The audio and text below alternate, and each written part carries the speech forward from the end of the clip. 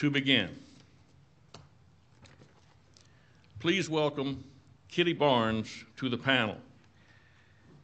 Kitty has served as the citizens of Catawba County as County Commissioner since 1998. She is the immediate past president of the North Carolina Association of County Commissioners and has been elected chair of her local board since 2002. Her involvement with challenging issues had led her to volunteering for service on statewide committees regarding public health, mental health reform, and the current State Fiscal Modernization Study Commission. Please welcome Kitty Barnes.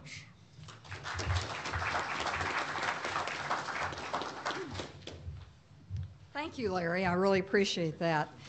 And good morning to all of you. I hope you're having a great day. Boy, has Washington served up the best weather I can ever remember for a legislative conference. Press. Media, wow. I'm intimidated by them. I'm intimidated by the camera in front of us. I didn't know we were going to tape this. But we all have to deal with it. That's part of being an elected official. That's part of being a person that holds a government position. At some time, you're going to have to deal with the media, and you have to be prepared. And I think when I look at it from the perspective of being an elected official, it is a great challenge to know all sides of your issue. My slides today are going to be very much an outline, and I'm going to fill in with some stories of some of the things that have happened in the past year for both North Carolina and my own county. It is so critical that we learn as elected officials the ins and outs of our issues. You got to know the good, the bad, the ugly, as well as what is the real positive aspect, because somewhere along the line you're going to get hit with a question and you think, I didn't think of it from that perspective. So it's very critical that you understand all sides of the issue that you're trying to present to the media. I think furthermore, when you couch this to the media, you've got to know what are the benefits. And often you're looking short term, but you also have to know the long term so that you can be able to fully explain what's going to happen if this action takes place. And most importantly, you have to know the impact to the citizen. It's critical that you be able to bring this issue down so that an individual can truly understand it. And often, despite the overall benefit, I think you have to understand that you may have to have a negative point that a citizen's going to have. And you've got to figure out how can you mitigate that negative point. I think that's very critical. I'm going to illustrate this outline with two issues that we have had to deal with. In North Carolina, we counties have paid 15% of the state's share of match for Medicaid for a very long time. That's a lot of money. Since the mid-1990s, Medicaid has risen between 9 and 11% for most of our counties throughout the state.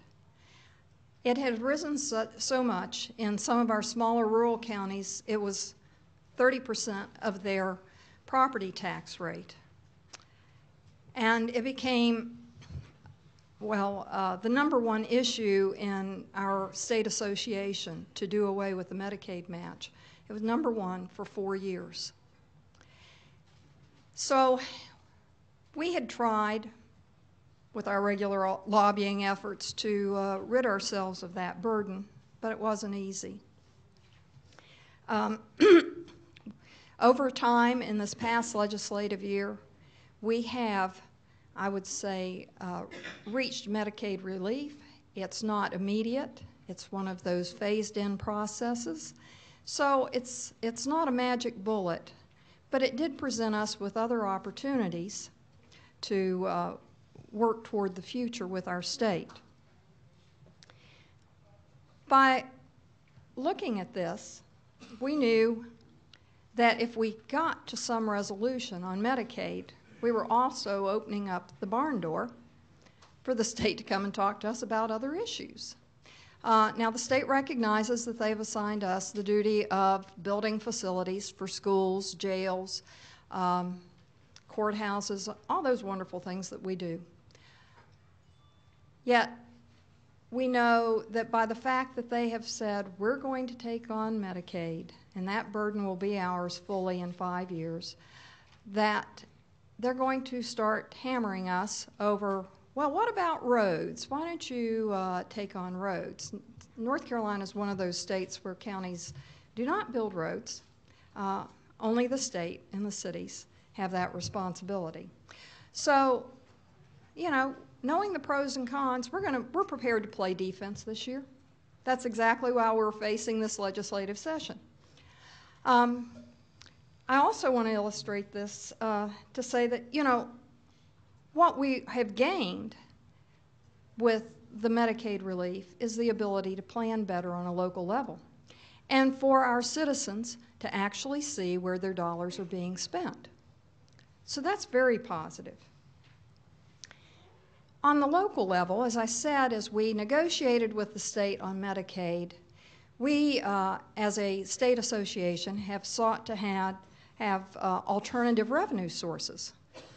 We do get a small part of the sales tax in North Carolina, but of course, and I think for most counties, property tax is where we gain our greatest revenue. Well, the state's taking back part of the sales tax revenue so that they can pay for the growing Medicaid problem. At the same time, we have negotiated with them to have two possible alternative revenue sources, one being a local quarter-cent sales tax or a 0.4% land transfer tax. These both have to be enacted with a referendum, and a county can only have one or the other.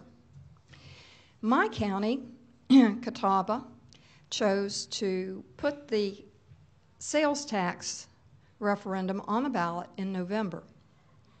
We had a very short window of time from September to November to really sell this issue. And we had to look at, you know, what are the positives and the negatives. We had just gone through reevaluation and set a tax rate that wasn't increased because we built a new jail.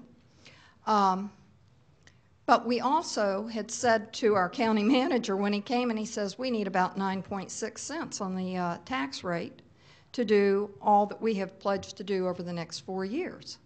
And we said, that's too much to swallow. We can't do that. We raised that tax rate 6 cents, but we knew that incrementally over the next 3 years we were going to have to continue to raise the property tax rate. When we valued what the quarter-cent sales tax would mean in my county, it meant that we could keep and pledge to keep our property tax rate stable for 3 years. And that was the message that we went out to our voters with, that we would pledge to maintain the property tax rate for 3 years.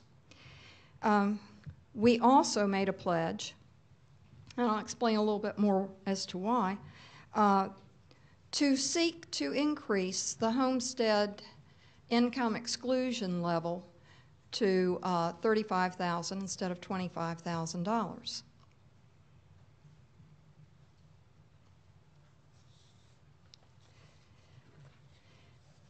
Well, as you can tell, all of this stuff is so complicated, and I know your issues are complicated too. And it is so very difficult to be concise, to get it down to you can say to somebody in a 2-minute conversation what it is that you need to say. But I will tell you, that's what we have to do when we talk to the media. We have to get it down to something that's very few words. We have to know the audience. It is absolutely critical that we know who we're trying to communicate with. Media is kind of a pipeline to get to something greater, to get to a greater audience. So we have to think the point of view of that receiving audience. What is it that they are seeking? What is the information that they need? And I found for myself the best way to do that is to try to put all of this information on one page. And as often as I can, I try to have no more than 3 bullet points. This is a world of bumper stickers and little snippets. I think we were seeing that with the presidential race and where they choose to take their clips. And if you kind of do a little surfing, you find the same words are picked up by all the different major media stations throughout. But at the same time that you're creating this one page, I think it's very critical that you bring that down again and put it into the context of how the individual or the family is going to deal with that issue. Now let me get back to my Medicaid example. For our state organization, that audience was the legislators. Thou shalt not speak evil of a legislator, and we didn't. We were very cautious about that. We knew what their point of view was. They were looking on a state level, and we knew we had to get to them back at their district level. And how did we do this? And I think I'll let Todd take some of this. We created a toolkit for every county. We called it Medicaid in a Box. And it was wonderful because this Medicaid in a Box had that one sheet that spoke very directly as to the impacts of the Medicaid expense on that particular county or the counties within the district. We armed our commissioners to walk in to those legislators and say, here's the impact. This is what it means back home. This means that the average home that cost $100,000 is spending 18 cents of their property tax money on Medicaid. It's going to go up another 10%. Our people can't pay 20 cents toward Medicaid any longer. So we had that as our real tool. Now I'm going to tell you, there was a twist to all of this. And we were in these negotiations, and we weren't telling the state how to do it. We just told them it's got to be done. They needed to come up with the design.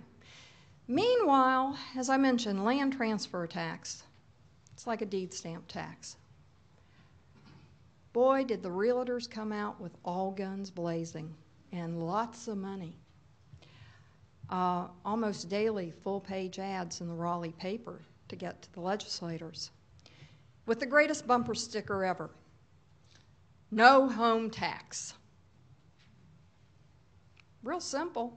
They never explained how the tax was going to work, who it would impact, and I have to admit, we as commissioners, that was out of the barn before we could even begin to try to gather it in.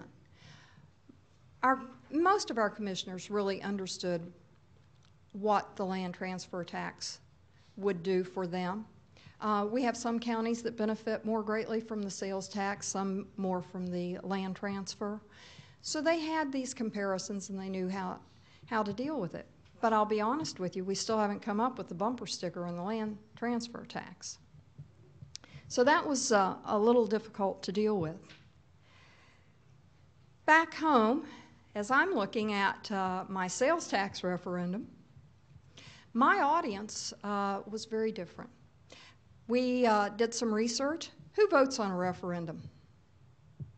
People over 45 to 70. That was our target audience. It was also November, the time for the municipal election, so it wasn't something that all the countywide residents were used to going out at this time of year to vote. But we targeted the right group. We looked for the right messenger. And we took the point of view that we had heard so often from our own people. A sales tax is a fair tax. And that was our lead. A sales tax is a fair tax. Everybody pays, not just landowners. We had to be prepared, though, for those that came back and said it's a regressive tax. We had to build a case as to why. And we built that on the fact that we had diversification in who was paying, because we did have property tax, and we also had, you know, this sales tax that would add, so that we were able to balance all of that. We commissioners had to be as knowledgeable to conduct this campaign. And as you know, at least I assume that in your state it's kind of like ours, your staff can't get out and be your rah-rah champions. We have to be the cheerleaders, and we have to be the ones that try to get a private sector to help us pay for the advertising and all that needs to go on with such a referendum. And we did that by identifying the top 20 property owners in our county and bringing them together and said, there's a benefit coming to you if we pass the sales tax. And the benefit is we aren't going to increase your property tax rate for 3 years. Does this have value to you? If it does, join the fight and let's pass this bill. So we were very good at getting to know the audience we needed to address and capturing the point of view that was necessary. And we built the one-page document, and our county built a one-page document that was purely educational. This is what it's going to do. This is what it means. People were not concerned with how we were going to spend the money. And that's something you learn by doing surveys. You know, what was the critical issue? The critical issue was fairness. So we worked toward that. I'm going to turn now to what the media needs from us. And it really, you know, media means so many things today. I think of when I ran for election 20 years ago, I got away with a few yard signs and a couple ads in the newspaper. It's not going to work that way today. It takes a lot more. That's the same for us when we're trying to put forth a legislative agenda, any of our local issues, whatever it is. It requires us being really up on the various avenues of media. In print, it is critical that we know the format that the newspapers want. We've got weeklies and we've got dailies. Our daily, if we send them more than 5 paragraphs, they aren't going to get printed. It's very interesting, you know, if we send them 3 or 4 pages on an issue, they don't read it. They'll take snippets and kind of do what they want. So you have to think about that as you begin to start working with editorial boards and reporters and what have you. And I think it's key, and each of your locales is different. Who do you call? Do you call the editor, or do you call the reporter that covers county news? You're going to have to kind of sift through that. You know, you've got to get to the right person before they're going to put your message out there. Now, when it comes down to letters to the editor, I read those on a daily basis and kind of, you know, you read them out of defense. And when it comes to defense, we commissioners in Catawba County don't tend to try to get in a ping pong game. If there's some egregious misinformation out there, yes, we do respond. When it came to our sales tax, yes, we encouraged people that were in favor of the sales tax to write those letters too. You have to know which side of that game you want to be on. But I think it's very critical that you try to stay out of playing ping pong with, I know we've got about 5 that write on a regular basis, and they always seem to make it in to the print media. When it comes to radio, in my town, it depends upon the issue. I know the owner of our local radio station has certain issues that he's keenly up on and wants to be the one to place them. At other times, it's the talk show host himself. So once again, you're kind of sorting through, sifting through who's the right person to contact. And I think it's really critical when you get in there and you're on the air, don't let them get you off track. It doesn't hurt to say the same thing over 3 times, 3 different ways. Always try to bring it back to those points that you're trying to make. It's very critical because, believe you me, both in radio and in television, they will try to maneuver you, and be aware of that and say to yourself before you get in there and get the lights turned on or the microphone on, hey, I got to keep on message. And once again, my little card that's got my 3 points on it helps me do that. I always try to keep that with me. We can't live without the web. And that's the way so many of our people, and especially if we're going to reach young people, that's the way they're getting their information. I do believe it's critical for counties to have websites. And with a website, you got about 7 seconds to attract their attention. So you got to haul them in with the headline. You've got to have a couple of lines describing what it is you're trying to put forth. And then you got to have that click here and move them to the next point. In conclusion, it's critical that you craft the message and craft it well. It's also very important that you identify who that ultimate audience is. Don't be afraid of using multiple media outlets. Use everything you've got because somebody's going to listen to it. Newspapers in my area, less than 20% of the people are reading a newspaper today.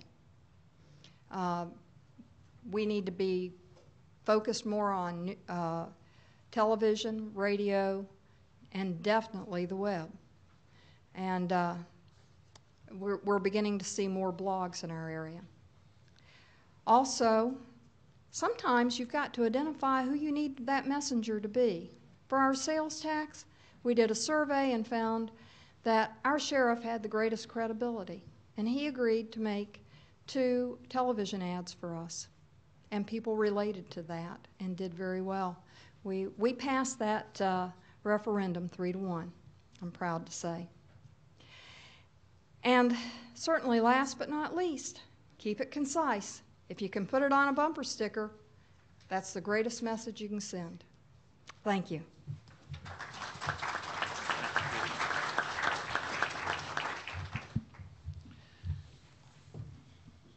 We like to think that letters to the editor were written by cave people in our district. How many of you have cave people in your district? You know what cave people are? Citizens against virtually everything. I've also been told that our handouts have run out. If you desire a handout from this session, please leave a business card in the bowl just outside the room, and a handout will be mailed to you mysteriously in the mail. Our next panel member is Jim Phillips. Jim is Media Relations Manager at the National Association of Counties and is former press secretary and campaign spokesperson for Congressman Sherwood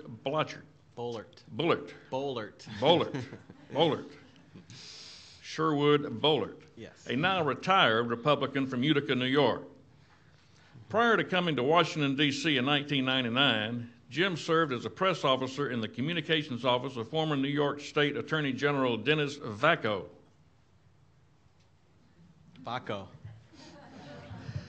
And was a radio and newspaper reporter in Buffalo and Cooperstown, New York. Welcome, Jim Phillips.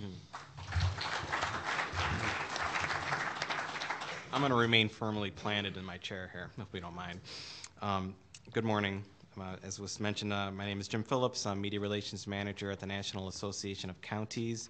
I've been in this job for 2 years, and in those 2 years, I've been able to schedule and coordinate editorial board meetings with NACO leadership with the Washington Post, the Chicago Sun-Times, the Richmond Dispatch, the Des Moines Register, Governing Magazine, and the Washington Examiner. Our goals at these meetings were to, number one, communicate what NACO is all about, and number two, draw attention to some key legislative priorities for that particular year. And in my previous jobs, I participated in many editorial board meetings across New York State, sometimes during campaigns, sometimes during the regular part of the year. And that was one point I wanted to make this morning to you folks. Don't just wait until it's re-election time to ask for an editorial board meeting. I think it's important that your local newspaper and the opinion makers at those papers see you in your legislative role across the table, not just when you're asking for their endorsement. What I'm going to outline for you this morning is, number one, how to schedule an editorial board meeting with your local newspaper, how to plan for it, and how not to mess it up. Number one, how to schedule your editorial board meeting. Timing is the key. You have to give the newspaper a reason to want to meet with you. There's, these newspapers that there's a million things going on. They're getting bombarded from other county officials, from the state delegation, from the local congressman, and you've got to give them a reason to take an hour out of their time to sit and spend an hour with you. If you think the time is right to ask for a meeting, simply send them a letter, outline some issues that you want to discuss, give them some times and dates that work for you, but be flexible enough that you don't get bogged down with the scheduling problem. Second, follow up with a phone call a few days later and gauge their interest in meeting with you. You don't want to call too soon because you want to give them time to get the letter, maybe go through a staff meeting or two where they can discuss it. So you get a better idea. Number three, once you have it scheduled, it's time to prepare. And I can't tell you folks how to prepare, but I can tell you how we prepare at NACO for our meetings. First, we determine who's going. Usually it's our president-elect, first vice president. Of course, Larry Nake, our executive director, always attends. And then we select 3 or 4 issues to bring up. And I usually write out some talking points for each officer to bring forward. And I also advise them that this plan that I work so hard to create, it could go right out the window because you don't know how these meetings are going to go. There could be breaking news that morning. The newspaper could be working on some big story that they want to get you to comment on. So you got to be prepared to go off script. And I always warn them of that. But we've been pretty good so far with our meetings in the last 2 years. Last year at the Ledge Conference, we met with the editorial board of the Washington Examiner, Mark Tapscott, and the meeting went very well. One of the issues we raised with them was the 3% withholding tax issue, and the reason I picked that issue was, number one, it was a legislative priority for NACO, but number two, I also knew that the Washington Examiner has they write a lot of editorials about crazy things Congress does, and the 3% withholding tax issue, if any of you know it, is one of those middle-of-the-night crazy things that Congress did that was a bad impact on counties, the large counties. And so we brought that to their attention, and a few days later, they wrote an editorial saying, Congress is crazy, they have to repeal this law. So it was exactly what we wanted. And that's how you measure your success. Let's see, how to, not mess it up. You have to understand that you're on the record all the time. And when I say all the time, I mean when you walk in the building. You don't want to, if you don't want anything in the paper, just don't say anything that you don't want in the paper. It's when you walk in, exchange pleasantries, but sit down, it's a business meeting. And avoid jokes. Don't say, well, here we are in the belly of the beast. You don't want to say that. You don't want to say, hey, we're behind enemy lines. You don't want to say that. Don't joke. It's a business meeting. And as I said before, be prepared to change course. Your carefully considered plan could be out the window depending on what's going on, and you have no idea. Here's another tip. Don't argue with the editorial board. This serves no purpose to lose your cool. If you don't like the line of questioning you're getting, just remain calm and remember you're trying to communicate an idea and get them to support some, for you folks, probably a legislative priority that you're trying to convey. I mean, I'm from local media, and I know there's a love-hate relationship there. Just at that meeting, keep your cool. And here's another tip. Be mindful of the time when you're in there. When 1 hour is up, just shut it down and thank them for their time and get up and leave. You don't want to be, lingering around. They're busy like you all are, and you don't want to take up any more time than you have. And again, you're on the record. If you're with a crew, you're with some of your staffers, and you're on your way out of the building, don't start reviewing out loud what went on. Don't say, oh, I can't believe they asked that dumb question, or I'm glad they didn't ask us about the problem down at the water plant. Don't say anything like that. Just zip it until you're out of the building.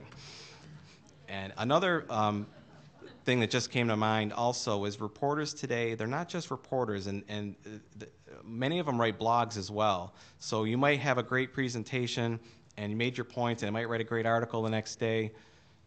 But if they overheard you say something, like in the hallway or in the restroom or whatever, they have blogs, and they could put that on the blog, and you don't want that. So be cool with that. Let's see. Okay. As media relations manager at NACO, I've revised our media relations guide for members, and who knows how many years it's been since someone tackled that. But I don't have copies available yet, but I can give you the text of it, and in a few weeks we'll get them printed, and I can send those to any of you that want it. And it's written from the perspective of you as a county official being your own press person, because I know you probably don't have one. Maybe your county is lucky enough to have a PIO, but they're really not your person. But so this guide will help you in media relations, A to Z 101, to help you succeed. And I guess that's it. And I'd be happy to answer any questions about editorial board meetings or dealing with reporters or anything like that. Thank you very much.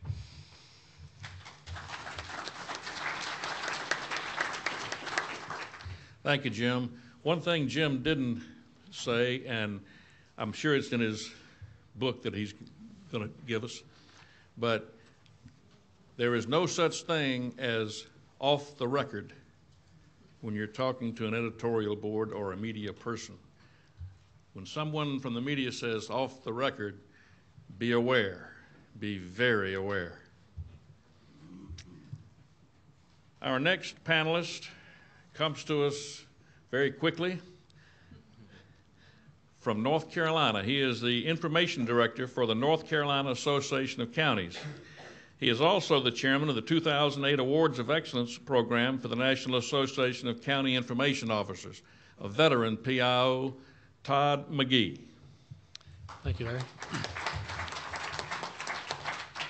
You can tell by my address that I was not prepared to be on a panel this morning, so please bear with me. The person I'm replacing was a member of an editorial board at the Washington Examiner, I believe, and so I'm going to talk a little bit about what we did as a state association a few years ago on our Medicaid issue that Kitty alluded to, and talk to you a little bit about what we did as far as setting up meetings with editorial boards, and then talk a little bit about what role local officials can play in generating media coverage on your issues. We did, in 2001, I started with the association, and Dr. Delilah Blanks, who's sitting right over there, was our president. Medicaid was a big issue. At that time, we had been fighting for about 15 years to get it off our backs. They wouldn't pay attention to us. The legislators said, we're with you, we support you, but we just don't have the money. And so we're going to keep making you pay 15% of our state Medicaid expenses.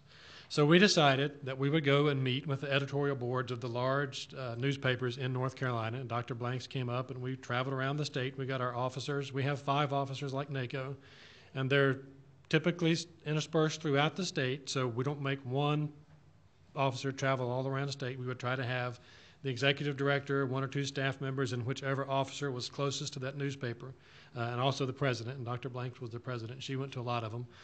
And we went and talked to the editorial boards, told them what Medicaid was doing to counties, told them that we were the only state other than New York who had this kind of arrangement, where the state just said you pay 15% of our Medicaid share. New York actually paid 50% of their state's Medicaid share, so the counties up there were really getting hammered. And the editorial board members met with us. A couple of papers would not meet with us, as I recall.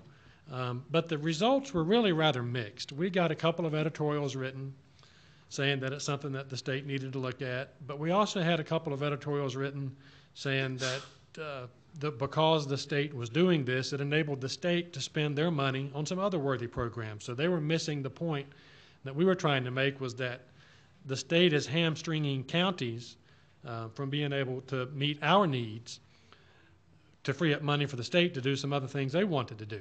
So while the counties were not able to build the schools that we needed and children were going to schools in trailers, the state was able to fund teapot museums and things like that. So we had mixed results with that. We did a lot of the things that Jim exactly talked about. You call up in advance, you identify who's gone, you stick on message, you don't let them try to drag you down other discussions you don't want to go to. And like I say, we had mixed results with that. Well, we kept working the Medicaid, kept working it, and we weren't getting anywhere in the General Assembly. As Commissioner Barnes will tell you, we just were not having any success. We had all these legislators saying, we're with you, we're right there, I'm going to support you. Every year, 5 or 6 bills get introduced, none would ever get out of a committee. Nothing would ever happen, just don't have the money. So what we decided was we wanted to engage our local officials in our lobbying efforts, but also in our media efforts to try to make this a more visible issue in the mainstream media. We wanted, essentially, those legislators who told us they're with us, we wanted them to say that in the newspaper. Because it's easy to tell you you're with them when you're meeting with them in their office, and then there's no accountability to it. So we wanted to get them to say it in the newspaper, to get the newspapers to start writing about it, and that would, we thought, would bring some pressure to bear on it. So what we did, as Commissioner Barnes said, was we armed our commissioners with information. We asked them to go back and make this an issue in their local newspapers. There's probably in North Carolina about 8 newspapers that cover state government as a whole. So instead of having, as working with the County Commissioners Association on a state issue, I have one state issue, but we have 100 counties. We wanted this to become 100 local issues, because that's what newspapers love. They want a local issue, local angle on a statewide or a national story. So we started giving our commissioners all the stats that they needed, how much it was costing their county, how much this was on their property tax rate, what they were not able to do with this money, what kinds of backlogs of other school construction needs we have, how many students are in trailers in these counties because they don't have the money to build the schools they need because they're having to pay this Medicaid thing. And then we encouraged the commissioners to start publicizing this. Y'all have a lot of power at your disposal that you may not be aware of. But every time you have a board meeting, what we told them is every time you have a board meeting, generally you have the media there. A lot of you even are recording your meetings and playing them on your cable access channels. Bring this issue up, make it an agenda item at your board meeting every month, every time you meet. Talk about it, talk about what it's doing to your county, what it's keeping you from doing, and hopefully the citizens will start hearing it. The reporters will be there, they'll start hearing it. So we emphasized getting it out in the meetings, bring it up as an agenda item at your meeting. Then the next thing we talked about was it's a common complaint I hear from commissioners. We never get any coverage in the media, or whatever coverage we get is negative. And I would tell them, you have media. If your county has a website, you have media at your disposal that's unfiltered, that you control. You decide what goes on that website, and you decide what you put on that website. So we started encouraging them to put up their information on their website. If you wrote a press release about the Medicaid issue or anything, put it on your website. If we send out a press release, we would always send it to the counties. Tailor it to your county. We generally try to put a paragraph in there for them to insert their county's information and recycle it back to the media. Put that on your website. That is your chance to get your information out to the public the way you want it. And I was on a seminar a couple of weeks ago online, and they were talking about the influence of the web on political campaigns. And they were saying that about 35 to 40% of the people now, the voters, will get all of their information about candidates from the web.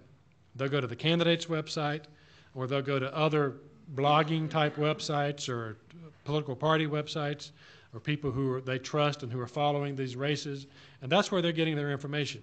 So make sure that you use your county's website as a resource. Let them get the information that you want them to get from your website. Particularly, as Commissioner Barnes said, if you have a referendum coming on, that's definitely an issue where you want them to go get the information from. But even if you don't, even if it's something controversial in your county that's not a referendum per se, the people are still going to have thoughts about it. And you don't want that to come back and haunt you at the next election, where if you've done something that the people didn't understand, they weren't educated about, and it was just a couple of headlines in the paper that made it look really bad, when really there's a whole different side of the story that you want to get out. You know, make sure that you get that out. So take advantage of your website.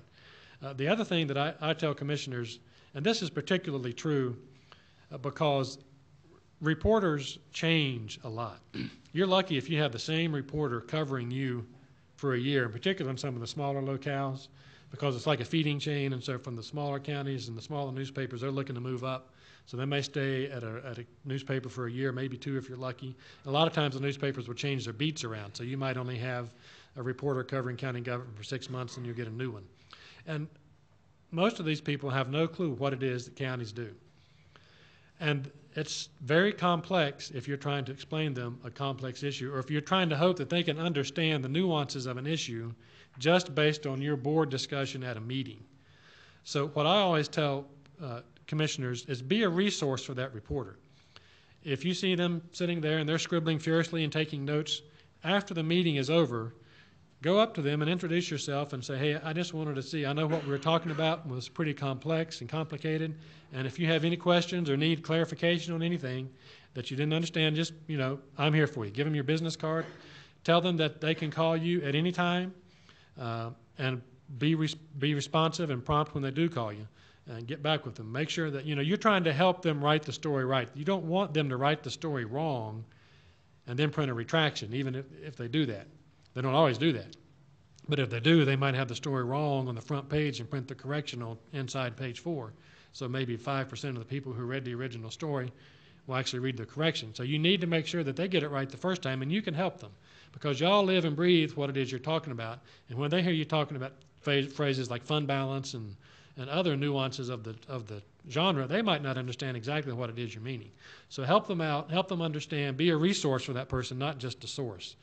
Another great thing that we found on the Medicaid issue in particular was write letters to the editor. Newspapers love to print letters to the editor, and in particular if it's from an elected official, we have found that they are really enjoy getting those letters, and that's a great way. The politically active people in your community read those letters. As Commissioner Barnes said, it might be the same 5 people writing them every 2 weeks, but there's probably several hundred of them that are reading them, and then they're also talking to their friends. They've kind of got a network of people that they know this person is really into this stuff, so if they say something, they've researched it and come to a good conclusion, so I'm going to kind of listen to what they say. So make sure that, you know, you're helping educate those people too. And I'll talk with you a little bit about press release. When we did our statewide media campaign and we started working it through the local angle, we probably ended up over a 3-year span with about 80 editorials written on our behalf across the state. We had one newspaper wrote one against us that basically said, too bad. State's having a hard time, counties ought to chip in. But by the end of it, that newspaper had come around and was one of our biggest supporters of getting counties out of the Medicaid business. Our governor was not a very big supporter of getting us out of the Medicaid business early on, but Commissioner Blanks, who knew him before he was governor, kept writing him, and eventually he came around and was one of our biggest supporters of getting us out of Medicaid. But it really became the major issue as prior to the General Assembly last year, and that was because the efforts of our local county commissioners around the state getting it into the newspaper locally. There became such a groundswell of media coverage, and if I had known, had a little more than 5 minutes notice, I could have brought up some of our websites and showed you, because we would link on our website all the newspaper editorials and articles that we knew of. And we didn't get all of them, we just got the ones that we knew of, and we've probably got links to about 300 newspaper articles and, like I say, about 80 to 90 editorials just from the past couple of years on this. So county commissioners can play a very crucial role in working on statewide legislative things. you don't have to come down to your state capital to have an impact. And that was the one thing that we really tried to encourage our commissioners, because we do a legislative day every year similar to this. We bring the commissioners in and have them go down to the General Assembly and meet with their folks. But we wanted them to keep this issue alive when the people were back in their districts and let them read about it in their hometown newspaper, particularly an editorial saying it was time to get counties out of this. And we were able to generate a lot of publicity, but it was because of all the steps that the local folks did back in their communities. I would love to sit up here and take all the credit for it, but it was really the county commissioners back in their home communities working with the media, helping them to understand what the issue was, and then just bringing it up constantly and putting it into terms that the reporters and the citizens could respond to.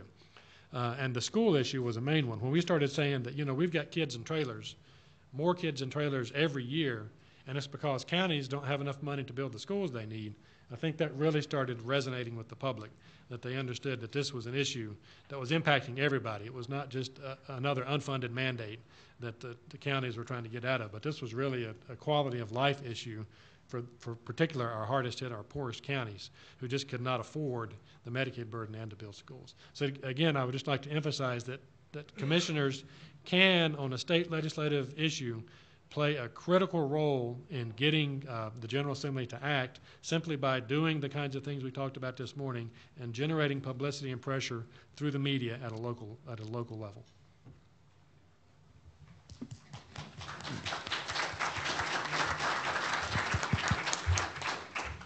Before we open for question and answers, I want everyone to know that if you do not have an information officer in your government, please remember the website, www.nacio.org.